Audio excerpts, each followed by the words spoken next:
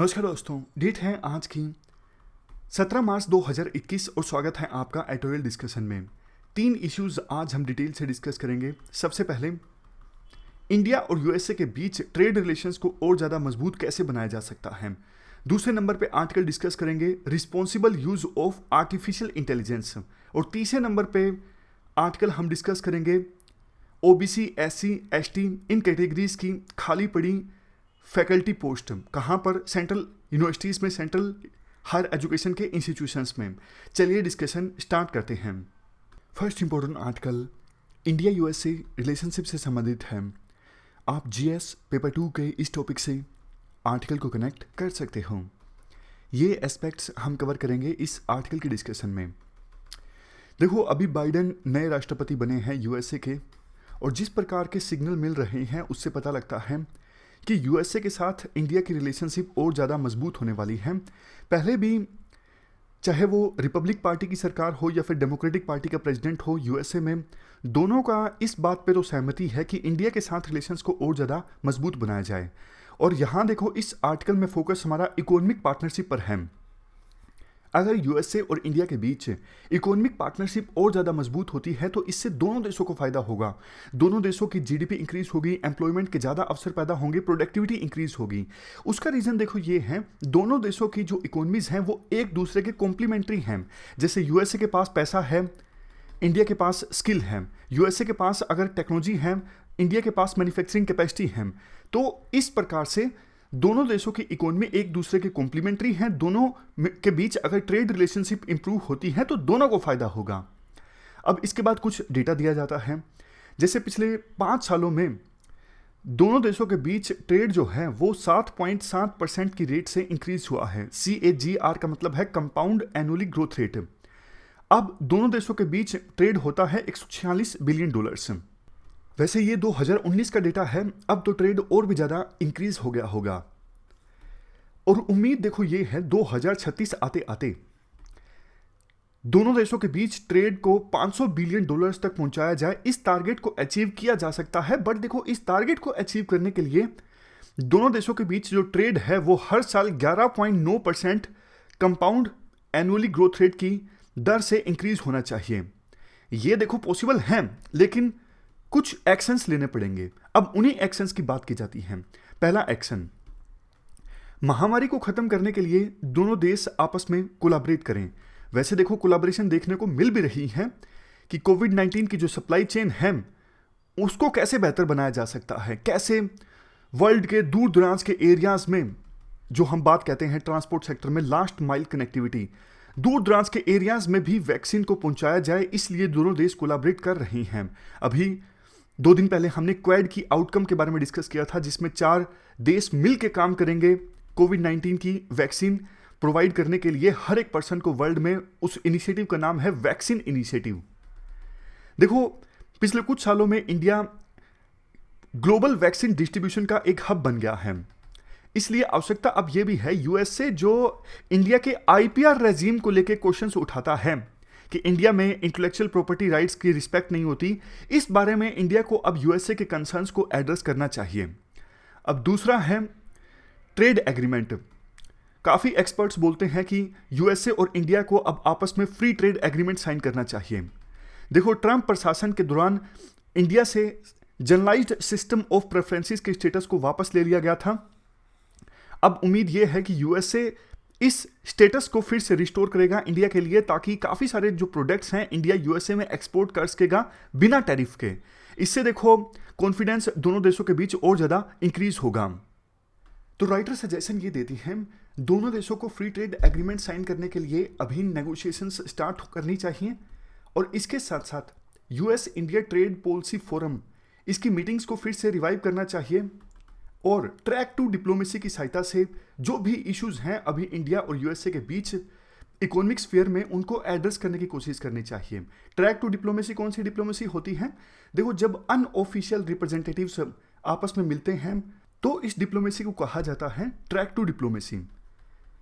इसके बाद बारी आती है तीसरे सजेशन की। देखो, जब ट्रंप राष्ट्रपति थे ना, तो उस समय वो तो आपको पता है अमेरिका फर्स्ट की बात किया करते थे। वो इस प्रकार की बातें बोला करते थे कि लोकल जो जॉब्स हैं उन पर पहले अमेरिकन का हक होना चाहिए, तो अब वो वीज़ा कम देंगे ताकि दूसरे देशों से कम लोग अमेरिका में आएँ, क्योंकि जब वो आते हैं तो अमेरिकन के लिए जॉब कम हो जाती हैं। इस प्रकार की बातें ट्रंप बोला करते थे, इसलिए उनके कार्यकाल में वीज़ा मिलना कम हो गया।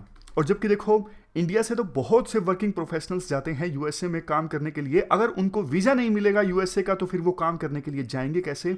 ये इंडिया के लिए एक कंसर्निंग चीज़ है जिसको लेके इंडिया और यूएसए के बीच टकराव रहता है। अब चूंकि बाइडन राष्ट्रपति बन गए हैं, बाइडन इमिग्रेंट्स के खिलाफ नहीं है, तो उम्मीद ये है कि अब वीज़ा नॉर्म्स को आसान बनाया जाएगा और इंडिया के जो कंसर्न्स हैं वीज़ा रेजिम को लेके उनको एड्रेस किया जाएगा। अब तो देखो, इंडिया में 4 नए लेबर कोड्स भी आ चुके हैं। तो 2011 में इंडिया और यूएसए के बीच जो एमओयू साइन हुआ था लेबर कोऑपरेशन को लेके, इसे अपडेट किया जा सकता है इंडिया के नए लेबर कोड्स के अकॉर्डिंग। और देखो, यहां पे एक कंसेप्ट आपको बताता हूं, टोटलाइजेशन एग्रीमेंट। टोटलाइजेशन एग्रीमेंट में क्या होता है? मान लीजिए इंडिया से कोई पर्सन जाता है यूएसए में काम करने के लिए। अब देखो, यूएसए में उसे टैक्स देना पड़ता है सोशल सिक्योरिटी के लिए। सोशल सिक्योरिटी जैसे बुढ़ापा पेंशन है, हेल्थ केयर है, इसके लिए जो वो यूएसए में जाके कमाएगा उस इनकम पर उसे टैक्स देना पड़ेगा, जिससे उसको बाद में जाके सोशल सिक्योरिटी का लाभ मिलेगा। और इंडिया में भी आपको पता है सैलरी पे प्रोविडेंट फंड कटता है, तो फिर इंडिया से कोई पर्सन वहां पे जाके काम करेगा तो उसे डबल टैक्स देना पड़ेगा ना। इंडिया वाले उसका प्रोविडेंट फंड काटेंगे और यूएसए वाले उसके इनकम पर सोशल सिक्योरिटी टैक्स काटेंगे। तो इस ड्यूल टैक्स को रोकने के लिए ये टोटलाइजेशन एग्रीमेंट करते हैं विभिन्न देश, ताकि कोई पर्सन एक देश से दूसरे देश में जाके कमाता है तो ऐसा नहीं कि दोनों देश ही उसे सोशल सिक्योरिटी के लिए टैक्स लगा रहे हैं। समझ गए? तो ये होता है टोटलाइजेशन एग्रीमेंट। इसको लेके भी दोनों देशों को जल्द ही बातचीत करनी चाहिए ताकि दोनों देशों के बीच टोटलाइजेशन एग्रीमेंट साइन हो सके। बात आती है चौथे नंबर की, डिफेंस इंडस्ट्री के टाइज। डिफेंस सेक्टर में टाइज जो है वो और भी ज़्यादा मजबूत किए जा सकते हैं। जैसे यूएसए के पास टेक्नोलॉजी है, इंडिया के पास मैन्युफैक्चरिंग है, तो दोनों की जो स्ट्रेंथ है वो कॉम्प्लीमेंट्री है। डिफेंस सेक्टर में और एरोस्पेस सेक्टर में बहुत सारी ऐसी चीज़ें हैं जिसको जॉइंटली डेवलप किया जा सकता है यूएसए और इंडिया के द्वारा। नेक्स्ट है engagement of small and medium enterprises. देखो, यूएसए की बहुत सारी छोटी छोटी कंपनीज हैं जो इंडिया में इन्वेस्ट कर सकती हैं, उन्हें इंडिया के रूप में एक बहुत बड़ी मार्केट मिलेगी।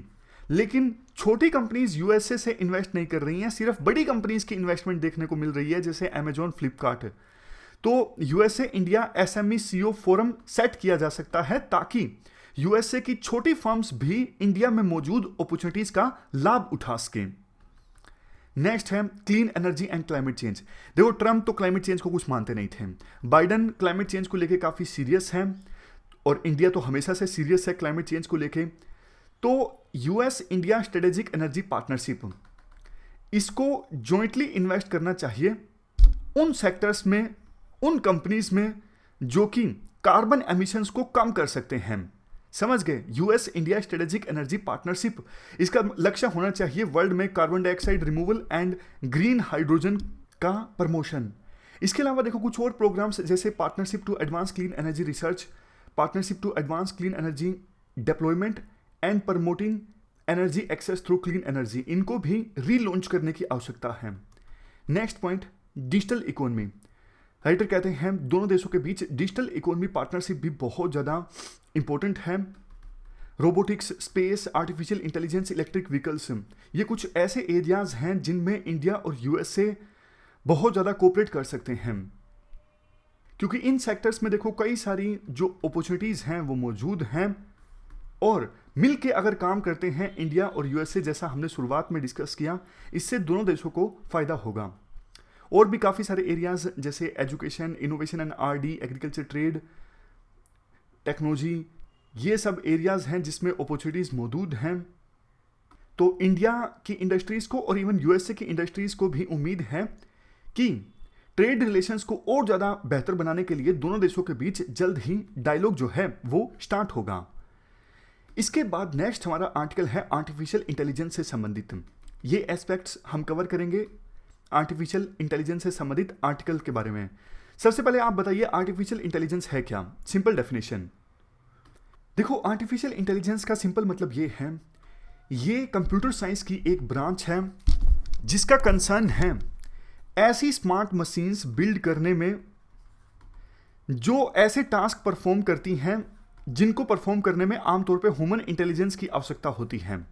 आज के समय में देखो आर्टिफिशियल इंटेलिजेंस का बहुत से क्षेत्रों में इस्तेमाल हो रहा है ह्यूमन लाइफ को और ज़्यादा आसान बनाने के लिए, जैसे हंगर को इरेडिकेट करना, पुवर्टी, डिजीज, इन सब को इरेडिकेट करना, climate change mitigation, education, scientific discovery को, क्रॉप यील्ड को इंप्रूव करना, बिजनेस प्रोडक्टिविटी को रेज करना, access to credit, cancer detection. ये कुछ एरियाज हैं, कुछ एग्जाम्पल्स हैं जहां पे आर्टिफिशियल इंटेलिजेंस का इस्तेमाल हो रहा है। 2030 आते आते आर्टिफिशियल इंटेलिजेंस वर्ल्ड इकोनॉमी में $15 ट्रिलियन कंट्रीब्यूट करेगा, जो ग्लोबल जीडीपी का ऑलमोस्ट 40% होगा, 14% गूगल ने देखो 2600 ऐसे टास्क को आइडेंटिफाई किया है जहां पे आर्टिफिशियल इंटेलिजेंस का इस्तेमाल किया जा सकता है वर्ल्ड के भले के लिए। हाल ही में एक स्टडी पब्लिश हुई थी जिसमें कहा गया था कि जो सस्टेनेबल डेवलपमेंट गोल है ना, जिसमें 169 टारगेट हैं, 169 में से 134 टारगेट ऐसे हैं जिनको अचीव किया जा सकता है आर्टिफिशियल इंटेलिजेंस की सहायता से, जो कि देखो टोटल टारगेट्स का 79% है। तो अभी तक तो हमने आर्टिफिशियल इंटेलिजेंस के मेरिट्स की बात की, लेकिन अब देखो कंसर्न्स की बात की जाती है आर्टिकल में। आर्टिफिशियल इंटेलिजेंस जितना ज़्यादा आएगी उतना ही वर्ल्ड में इनइक्वालिटीज़ यानी इनकम असमानताएं जो हैं वो इंक्रीज होंगी, क्योंकि देखो आर्टिफिशियल इंटेलिजेंस ज़्यादा जब आती है तो मशीनें काम ज़्यादा करती हैं और बहुत सारे वर्कर्स की जॉब चली जाती हैं या फिर जॉब कम हो जाती है, क्योंकि वर्कर्स मशीन का मुकाबला तो नहीं कर सकते ना, तो उस वजह से उनकी जॉब चली जाती है या फिर सैलरी कम हो जाती है। इस वजह से जो इनइक्वालिटीज़ हैं वो ज़्यादा आएंगी अगर या तो वर्कर्स को रीस्किल नहीं किया जाता है या फिर उनको नई अपॉर्चुनिटीज प्रोवाइड नहीं की जाती हैं नए सेक्टर्स में। नेक्स्ट चैलेंज ये है कि विभिन्न देशों के बीच में भी इनइक्वालिटीज इंक्रीज होगी। पिछले पॉइंट में हमने लोगों के बीच इनइक्वालिटीज की बात की, विभिन्न देशों के बीच भी इनइक्वालिटीज इंक्रीज होगी। जैसे देखो कुछ देश फॉर एग्जांपल चाइना, यूएसए, इनके पास ज़्यादा एक्सपर्टीज होगी आर्टिफिशियल इंटेलिजेंस के क्षेत्र में, ये ज़्यादा अच्छे से इस टेक्नोलॉजी का इस्तेमाल कर सकेंगे तो ये ज़्यादा आगे बढ़ जाएंगे। लेकिन कुछ देश जैसे अफ्रीका के देश, इवन इंडिया के बारे में भी कहा जाता है, इंडिया को समय रहते आर्टिफिशियल इंटेलिजेंस के क्षेत्र में लीड लेनी चाहिए, अदरवाइज हम विंडो खो देंगे, दूसरे देश काफ़ी आगे निकल जाएंगे इंडिया से आर्टिफिशियल इंटेलिजेंस के मुकाबले में। तो जिनके पास नहीं होगी आर्टिफिशियल इंटेलिजेंस की एक्सपर्टीज़ वो पीछे रह जाएंगे काफ़ी ज़्यादा, वो डेवलपमेंट की दौड़ में बहुत ज़्यादा पिछड़ जाएंगे। इसके बाद नेक्स्ट है ऑलरेडी कुछ जो प्रॉब्लम्स हैं वो और ज़्यादा बढ़ सकती हैं आर्टिफिशियल इंटेलिजेंस की वजह से। जैसे कि देखो सर्विलियंस टेक्नोलॉजी है, क्रिमिनल्स को पहचानने के लिए काफ़ी बार सर्विलियंस टेक्नोलॉजी का इस्तेमाल होता है, जैसे दंगे में कौन कौन पर्सन शामिल था। तो ये डेटा सामने आया है यूएसए में कि वल्नरेबल ग्रुप्स के जो लोग हैं जैसे यूएसए में ब्लैक्स, उनको ज़्यादा निशाना बनाया गया इस सर्विलियंस टेक्नोलॉजी में, क्योंकि देखो आर्टिफिशियल इंटेलिजेंस चलती है डेटा की सहायता से। मतलब आप सर्विलेंस टेक्नोलॉजी का इस्तेमाल करोगे, आप डेटा फीड करोगे तभी तो वो आइडेंटिफाई करेगी ना। डेटा में ही गड़बड़ी है, डेटा में ही ब्लैक्स के साथ मान लीजिए डिस्क्रिमिनेशन है, तो फिर रिजल्ट भी उसी प्रकार से निकलेगा। तो ये तो हमने सिर्फ एक एग्जाम्पल डिस्कस किया। कहने का मतलब ये है कि ऑलरेडी कुछ जो प्रॉब्लम्स हैं वर्ल्ड की, जैसे कलर के नाम पे लोगों से डिस्क्रिमिनेट करना, माइनॉरिटी से डिस्क्रिमिनेट करना, ये प्रॉब्लम्स और ज़्यादा बढ़ सकती हैं अगर ज़्यादा आर्टिफिशियल इंटेलिजेंस का इस्तेमाल किया जाता है या फिर बिना रेगुलेशन के आर्टिफिशियल इंटेलिजेंस का इस्तेमाल किया जाता है। नेक्स्ट इशू डेटा प्राइवेसी संबंधित है। जैसे देखो फेसबुक का नाम सामने आया, फेसबुक ने डेटा बेच दिया, बहुत सारी कंपनीज का नाम सामने आता है कि उनका डेटा चोरी हो गया, तो प्राइवेसी के खोने का खतरा भी बना रहेगा। और देखो एक चीज़ ये बोली जाती है कि आज के समय में एल्गोरिथम इतने ज़्यादा मजबूत हैं कई बड़ी कंपनीज के कि वो आपके बारे में आपसे भी ज़्यादा जानते हैं। आपको पता नहीं होगा कि आपको क्या पसंद है। मतलब बहुत सारी चीज़ें ऐसी होती हैं जो हमें पसंद होती हैं, लेकिन जब कोई पूछेगा तब याद नहीं आता कि क्या पसंद है, लेकिन हमारे बिहेवियर में दिख जाएगा कि हम बार बार वो चीज़ सर्च करते हैं या फिर हमारा अट्रैक्शन उस तरफ है। तो एल्गोरिथम तो हमारे बिहेवियर को पहचान लेता है ना कि हम क्या सर्च कर रहे हैं। तो इसीलिए कहा जाता है कि कई बार ये एल्गोरिथम हमारे बारे में हमसे भी ज़्यादा जानते हैं। कैम्ब्रिज एनालिटिका का एग्जाम्पल दिया जाता है। जैसे देखो कैम्ब्रिज एनालिटिका पे आरोप लगे थे कि उन्होंने वोटर्स की चॉइस बदलने के लिए प्रयास किया। और देखो एक और इंपॉर्टेंट पॉइंट यहाँ पे निकल के आता है, आप फेसबुक पे जाते हो, यूट्यूब पे जाते हो, आप एक वीडियो देख लीजिए, मान लीजिए आपने कोई ट्रैवल वीडियो देखी या फिर यूपीएससी से संबंधित वीडियो देखी, तो आपको सारी उसी प्रकार की वीडियोस दिखने लगेंगी। अब आपको दिमाग में आया होगा कि इसका नुकसान क्या है। नुकसान देखो ये है, मान लीजिए कोई लेफ्ट विंग का पर्सन है, लेफ्ट आइडियोलॉजी उसको पसंद है, वो लेफ्ट आइडियोलॉजी की वीडियो देखेगा तो उसको देखो उसी टाइप की वीडियोस देखने लगेंगी सारी की सारी। अब डाइवर्सिटी ऑफ व्यू दिखने चाहिए ना उसको, ताकि वो बैलेंस व्यू अपना बना सके। उसी प्रकार से राइट विंग आइडियोलॉजी वाला पर्सन है, वो एक आधी वीडियो देख लेगा, बाद में सारी की सारी वीडियो उसे उसी व्यू की दिखेंगी जो उसी व्यू को सपोर्ट करते हो। फार्म लॉज का एग्जांपल ले लीजिए, फार्म लॉज को समर्थन करने वाली वीडियो आपने एक देख ली तो आपके रिकमेंडेशंस में सारी उसी टाइप की वीडियोस आने लगेंगी जो फार्म लॉज को सपोर्ट करते हैं। तो आपका जो व्यू है बल्कि और ज्यादा स्ट्रॉन्ग होता जाएगा। जबकि देखो डाइवर्सिटी ऑफ वीडियो दिखनी चाहिए ना, ये इससे ना पोलराइजेशन समाज में और ज्यादा इंक्रीज होने का खतरा रहता है। तो देखो इसके बाद राइटर के द्वारा क्वेश्चन रेज किया जाता है कि आखिरकार क्या किया जाए। अब आर्टिफिशियल इंटेलिजेंस का यूज होना तो बंद होगा नहीं, ज्यादा ही होगा आर्टिफिशियल इंटेलिजेंस का यूज आने वाले समय में।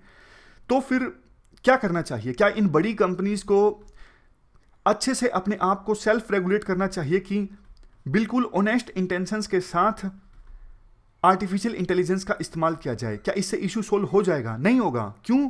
क्योंकि देखो बहुत सारे देशों की गवर्नमेंट्स भी आर्टिफिशियल इंटेलिजेंस का इस्तेमाल कर रही हैं। तो टेक कंपनीज अपने आप को सेल्फ रेगुलेट करेंगी, इससे काम नहीं चलेगा।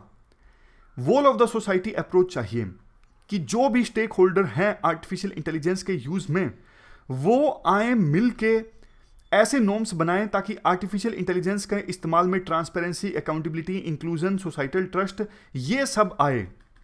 तो अप्रोच को चेंज करने की आवश्यकता है। UN secretary general road map on digital cooperation, ये एक अच्छा पॉइंट है स्टार्ट करने के लिए। यूएन सेक्रेटरी जनरल ने देखो अपने इस रोड मैप में कहा था कि multi stakeholder efforts on global cooperation की आवश्यकता है अगर हम चाहते हैं आर्टिफिशियल इंटेलिजेंस का इस्तेमाल वर्ल्ड में इस प्रकार से हो कि trustworthy, human rights based, safe and sustainable and promotive peace, यानी पीस को प्रमोट करने वाला हो। तो क्या पॉइंट क्या है, एसेंस क्या है? Multi stakeholder efforts on global cooperation की आवश्यकता है, जिसमें बड़ी कंपनीज के रिप्रेजेंटेटिव्स भी आए, सिविल सोसाइटी के लोग भी आए और विभिन्न देशों के रिप्रेजेंटेटिव्स भी आए। यूनेस्को के ड्राफ्ट से हमें सीखने की आवश्यकता है। यूनेस्को ने एक global comprehensive standard setting draft recommendation तैयार किया था, किस पर? Ethics of artificial intelligence to member states for deliberation and adoption. Last में आर्टिकल में यह सजेस्ट किया जाता है, देखो आर्टिफिशियल इंटेलिजेंस के प्रमोशन और आर्टिफिशियल इंटेलिजेंस के गवर्नेंस दोनों के बीच में एक बैलेंस स्टैब्लिश करने की आवश्यकता है। जैसे देखो, अब मैं आपको एग्जांपल देता हूं, क्लाइमेट चेंज है। क्लाइमेट चेंज से निपटने के लिए विभिन्न देश एक साथ आए। अभी United Nations framework convention on climate change का समिट होता है, हर साल कॉन्फ्रेंस ऑफ पार्टीज की मीटिंग होती है। उसी प्रकार से विभिन्न देशों को भी एक साथ आना चाहिए, मतलब एक ऐसा फोरम बनना चाहिए जिसमें ना सिर्फ विभिन्न देशों के रिप्रेजेंटेटिव हों, बड़ी कंपनीज, जैसे देखो वर्ल्ड इकोनॉमिक फोरम है। वर्ल्ड इकोनॉमिक फोरम का जब समिट ऑर्गेनाइज होता है तो विभिन्न देशों के लीडर्स उसमें पार्टिसिपेट करते हैं, रिप्रेजेंटेटिव्स, मीडिया के लोग, एकेडमिया, बहुत सारे लोग पार्टिसिपेट करते हैं। तो उसी प्रकार का एक फोरम हो आर्टिफिशियल इंटेलिजेंस के इस्तेमाल को इंप्रूव करने के लिए। नीति आयोग जो हमारे देश में सभी प्रकार की आर्टिफिशियल इंटेलिजेंस संबंधित स्ट्रेटजीज के लिए रिस्पॉन्सिबल है, इन्होंने रिकॉग्नाइज किया कि देखो आप फ्यूचर में आर्टिफिशियल इंटेलिजेंस के इस्तेमाल को तो रोक नहीं सकते हो, ये मानवता की भलाई के लिए जरूरी भी है, बट बिना मल्टी स्टेक होल्डर गवर्नेंस के स्ट्रक्चर के इस्तेमाल जो है आर्टिफिशियल इंटेलिजेंस का वो सही ढंग से नहीं हो पाएगा। आर्टिफिशियल इंटेलिजेंस का इस्तेमाल इस प्रकार से होना चाहिए कि डिविडेंड जो है, मतलब डिविडेंड मतलब जो रिजल्ट निकलता है, प्रॉफिट जो निकलता है, वो फेयर हो, इंक्लूसिव हो, जस्ट हो। तो ये पूरा आर्टिकल हमने डिस्कस किया आर्टिफिशियल इंटेलिजेंस से संबंधित। चलते हैं आगे। इसके बाद देखो नेक्स्ट आर्टिकल बड़ी यूनिवर्सिटीज में जैसे आईआईटीज में, आईआईएससी में रिजर्व कैटेगरी की खाली पड़ी पोस्ट के बारे में है। आप जीएस पेपर 2 के इस टॉपिक से आर्टिकल को रिलेट कर सकते हो। आर्टिकल में कहा जाता है, देखो काफी सारे सेंट्रल इंस्टीट्यूट्स जो हैं हायर एजुकेशन के, वहाँ पर ओबीसी, एससी, एसटी की काफ़ी सारी जो पोस्ट हैं फैकल्टीज़ के मामले में वो खाली पड़ी हैं। डेटा यहाँ पे दिया गया है। जैसे देखो IIM में जनरल कैटेगरी के 74% प्रोफेसर्स हैं, SC कैटेगरी के 0.8%, ST कैटेगरी के 0.2% और OBC कैटेगरी के 2.6%। और IITs में फिलहाल सिचुएशन ये है, जनरल कैटेगरी के 81% फैकल्टीज़ हैं और SC कैटेगरी के 2.23% फैकल्टीज़, ST कैटेगरी के 0.31% और OBC कैटेगरी के 5.44%। यहाँ पर देखो कुछ और डेटा है, जैसे कि इंडियन इंस्टीट्यूट ऑफ मैनेजमेंट्स में 62% जो वैकेंसीज हैं SC कैटेगरी की वो अनफिल्ड हैं, मतलब पोस्ट खाली पड़ी हैं। और IISc में 90% जो OBC की पोस्ट हैं वो खाली पड़ी हैं।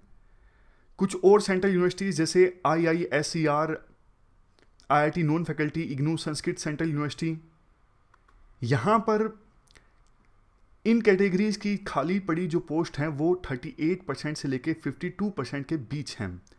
तो डेटा देखो ये कंफर्म करता है कि पहले जो न्यूज़ आई थी कि IIT सिस्टम में इन कैटेगरीज की जो पोस्ट हैं वो फिल नहीं हो पाती, वो जो ट्रेंड है बल्कि दूसरी सेंट्रल यूनिवर्सिटीज़ में भी देखने को मिल रहा है, जैसे संस्कृत सेंट्रल यूनिवर्सिटीज़ या फिर IISER। अब देखो एक रीज़न तो ये है जो सरकार के द्वारा दिया जाता है कि ये हमारी गलती नहीं है कि इन कैटेगरीज के जो क्वालिफाइड लोग हैं वो मिलते नहीं हैं, इसलिए इन कैटेगरीज की जो पोस्ट हैं वो फुलफिल नहीं हो पाती। तो क्वेश्चन उठता है कि सॉल्यूशन क्या होना चाहिए। अब देखो एक सॉल्यूशन तो ये हो सकता है जो ऑफिशियल कमेटी ने सजेस्ट किया था कि सेंट्रल एजुकेशन इंस्टीट्यूशंस रिजर्वेशन इन टीचर कैडर एक्ट 2019 से ये जो प्रोविज़न है वो हटा दिया जाए, रिजर्वेशन वाला। मतलब इन सेंट्रल यूनिवर्सिटीज़ में जो टीचिंग कैडर के लोग हैं उसमें रिजर्वेशन नहीं होना चाहिए। ये एक सजेशन दिया गया था, मतलब ये ऑप्शन इंप्लीमेंट किया जा सकता है कि आप इन सेंट्रल यूनिवर्सिटीज़ में टीचिंग कैडर में रिजर्वेशन को ख़त्म ही कर दो। दूसरा ऑप्शन ये हो सकता है गवर्नमेंट स्पॉन्सर्ड प्रिपरेटरी प्रोग्राम आप लॉन्च करो।